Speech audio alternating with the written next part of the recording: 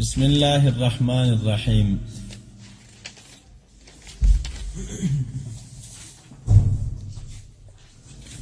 ولقائلنا أن يمنع توقف التعدد والتكسر على التغاير بمعنى جواز الانفكاك للقطع بأن مراتب الأعداد من الواحد والاثنين والثلاثة إلى غير ذلك متعددة متكسرة، مع أن البعض جزء من البعض والجزء لا يغاير الكل. ولقائل اشتدى قائل لرا چې منع کی توقف د تعدد او د تکسر. منع کی څه شی؟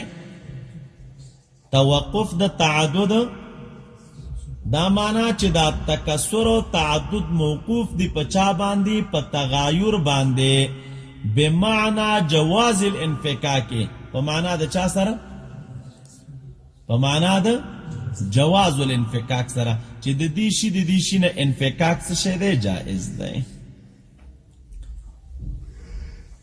په دې ځکه طالبه دا د چې مخکې کومه خبره وکړله او وی ویل چې دلته یو اعتراض دی او دغه اعتراض د پاره دوی جواب کو. جوابو نو هغه جواب دا هلته راغله. عبارت ته یو ځل وګورئ، دا مخکې سره تړلی ده.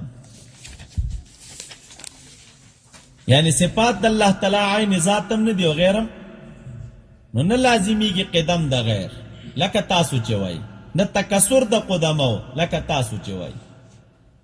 بیا خو تاسو ویل چې مذهب استاسو د نصرانیانو سره یو شی دی، نو دی وی فرق شته. و این نصرانیانو اگر که په قدمو متغیرو باندې قول نه دی کړی، خو د دوی د قول نه دا معلومیږي. ولی؟ لكن لزمهم ذلك لانهم اثبتوا دوی اقانیم ثلاثه ثابتی چې هغه وجود دی، علم دی، حیات دی. یو ته اب وی، بل ته ابن وی، بل ته روح القدس وی، او دوی ګمان کوي چې اقنوم د علم دا قد انتقل الى بدن عیسی، فجوزوا الانفکاک والانتقال فكانت ذوات متغیره. دوی جواز ورکړی چاته؟ انفکاک ته او انتقال ته، چې دی وای چې د یو اقنوم نه چاته نقلیږي، نو چې جواز نقلیدو ته ورکړی او انفکاک ته ورکړی، نو فکانت ذوات متغیره. نو دا څه شی جوړیږي؟ ذوات متغیره. موږ په ذوات متغیره قایل نه یاست. موږ چې ذات یو دی او دغه کوم صفات چې ورسره دي، نو مقصود په دې صفاتو کې تکمیل د ذات الواجب. جواب دغه شی و. ولقائلن غرض د شارح اوس په دغه عبارت سره چې دی وی لقائلن رد دی طالبه په چا باندې؟ په دغه جواب باندې رد په دې طریقه باندې کوي.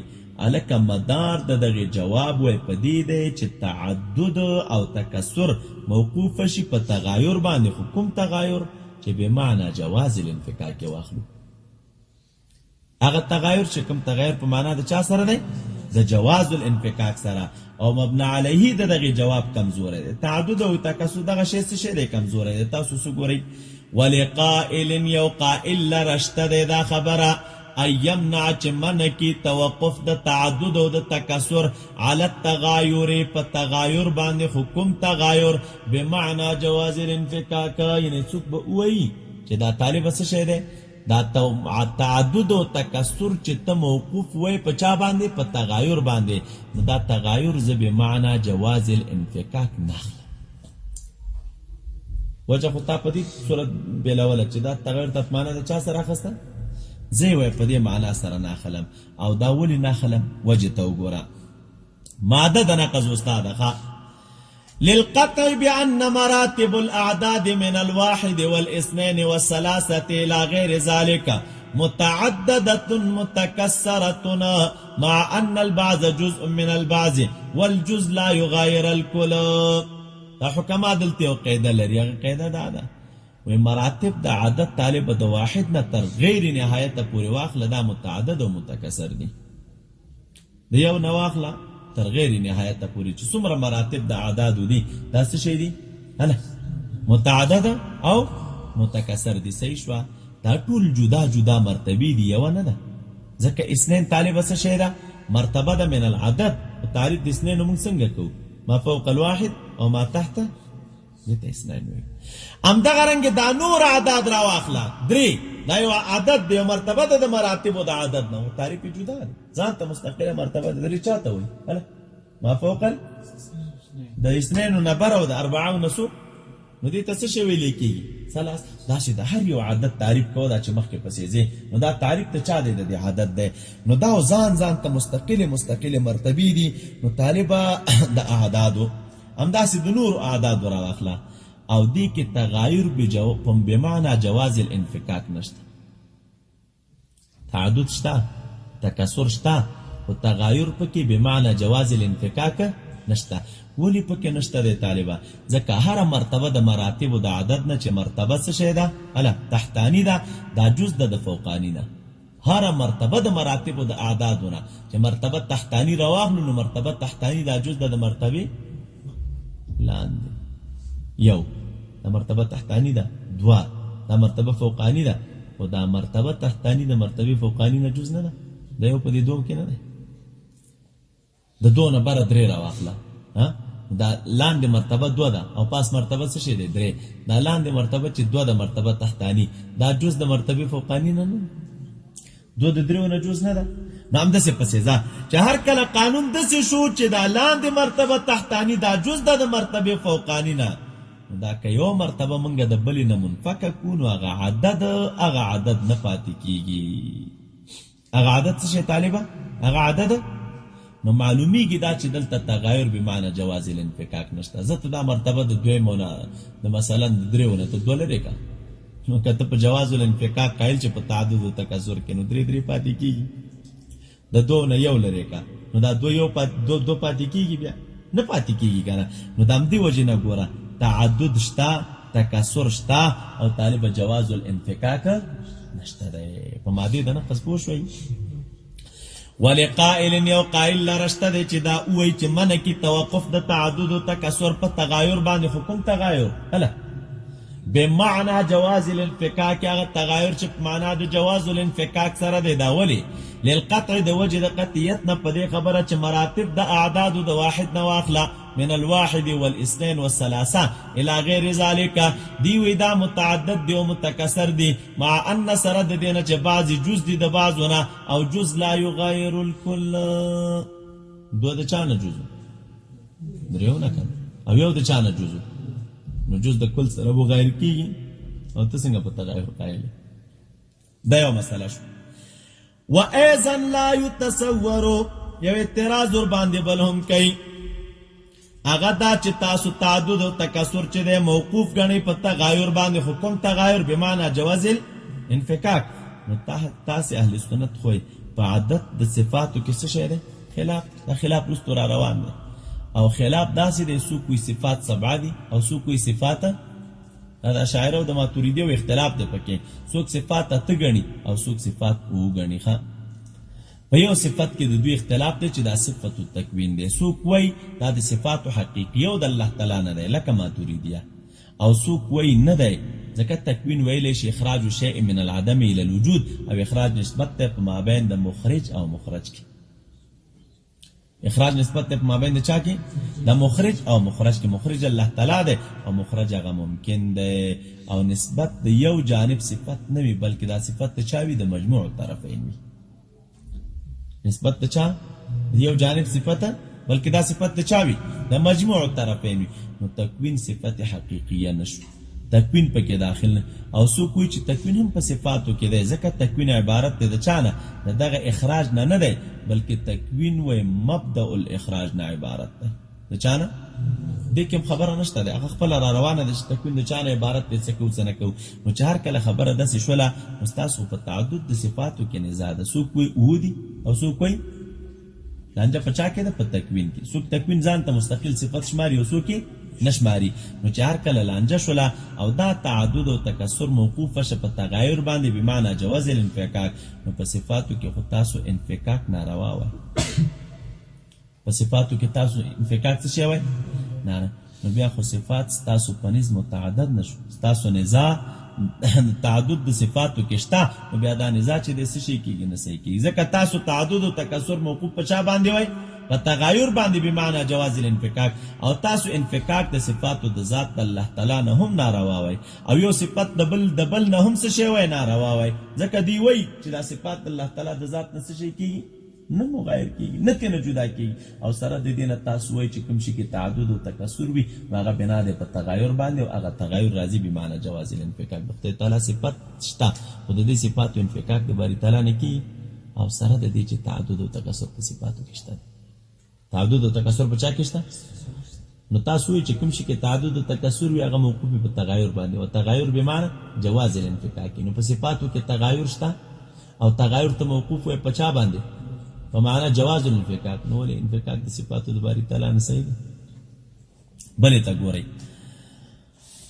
و ایضا لا يتصور دی ویم د قرنګ نه متصور کیږي نظام اهل سنت فی کثرت صفات و تعددها متغایره كانت و متغایره غیر متغایره. عامه که متغیر یو کس شي دا نظام په کوم صورت کې متصور کیږي چې کله دا تعدد تاسو بنا کې بچا باندې په تغایر، او تغایر بمعنی جواز الانفکاک واخلي. دلته بیا دا نظام نسی انفکاک د صفاتو د باری تعالی نه څه شي کېږي نه کېږي. نو چې هر کله لانجه داسې وګوره، دا اعتراضات شارح خپله را نقل کړي، نو غوره خبره دا ده فالاولا فی الجواب ان یقال، ویلی شي مستحیل تعدد د ذواتو قدیمو دی، لا ذات و صفاتنا. وشوه محل څه شی دی؟ هله تعدد د چا دی؟ زوا. نه تعدد د چا؟ د صفاتو د ذات. الکه ذات یو دی، تعدد د صفاتو دی ورسره یې کنه. او تعدد د صفاتو دلالت په تعدد د ذات نه کوي. ولې؟ ځکه دا صفات چې دي دا مکملات د چا دي؟ په دې سره تکمیل د ذات واحد راځي. نو ذات بیل شي دی او صفات څه شی دی؟ مسله باندې ان شاء الله تاسو پوه شولئ. وَأَلَّا يَشْتَرِ أَوْ جُرَتْ يُونَكْ لَيْشِ عَلَى الْقَوْلِ بِكَوْنِ صِفَاتِ وَاجِبَةُ الْوُجُودِ لِذَاتِهَا. دا سیدیم څوک نه وایي چې صفات واجب الوجود دي خو لذاتها. واجب الوجود څه معنی؟ وجود او لذاتها، یعنی دا وجود ضروری دی، نو دا وجود چې ضروری دی نو دا تقاضا د ذات. دا سید څوک نه وایي، بلکې دا سی وایي چې صفات واجب الوجود دي خو لغیرها. دا وجود څه شی دی؟ ضروری دی، خو د وجه د غیر نه، چې غیر څوک دی؟ ذات. او د دې وجود ولی ضروری دی؟ ځکه په دې صفاتو سره تکمیل د ذات راځي. تکمیل د چا راځي طالبان؟ مسله باندې پوه شولئ تاسو. بل یقال، بلکې دی ویلی شي چې هو واجبة لغیرها. دا واجب څه شی دی؟ واجبة. بل یقال هي واجبة خو لا لغیرها، بل لما ليس عينها ولا غيرها، أعني ذات الله تعالى وتقدسا. ويكون هذا مراد من قال، او دا به مراد دا هغه چاشي چې څوک وایي چې څه شی ده؟ هله چې واجب الوجود لذاته هو الله تعالى وصفاته. سمعنا يعني أنها واجبة لذات الله تعالى وتقدسا، وأما في نفسها فهي ممكنة ولا استحالة في قدم الممكن. دا ممکن په قدم کې کوم استحاله نشته دی، اذا كان قائما بذات القديم واجبا به غیر منفصل عنه.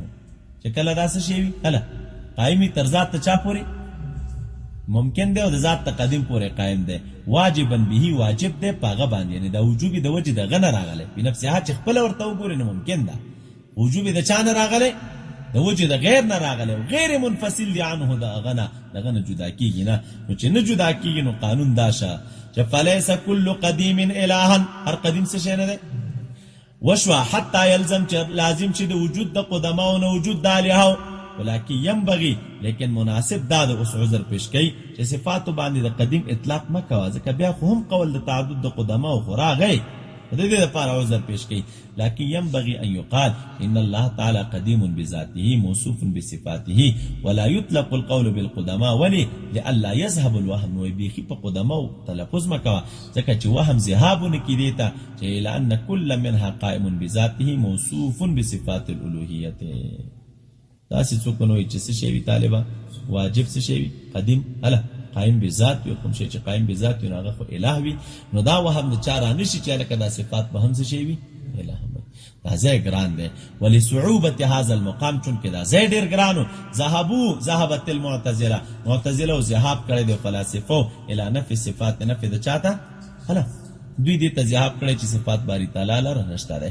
والفلاسفه الى نفي صفات، والکرامیه الى نفي قدمها، کرامیه وی صفات شته ولیکن دا قدمواله څه شی دی، یعنی دا قدیم نه ني. صحیح شو. او بل ورپسې والاشاعره الى نفي غیریتها وعینیتها، او شاعران ذهاب کړي نفي د چاته چې دا صفات نه څه شي دي، غیر دي د باری تعالی او نه څه شي دي، عین دي د ذات د باری تعالی سره. پوه شئ تاسو په دې باندې. دا په انقیله سره د اعتراض کیوي لکه چې صفات الله تعالی نه د الله تعالی د ذات سره عین دي او نه د ذات نه غیر دي، نه دا په حقیقت کې ارتفاع د نقیزینو. یو شی به یا عین یو یا به عین یو یا به، نو چې اوس ته وایي چې نه عین دی او نه غیر دی، نه مګر اجتماع د نقیزینو. اجتماع د نقیزینو څه شی ده؟ باطله ده.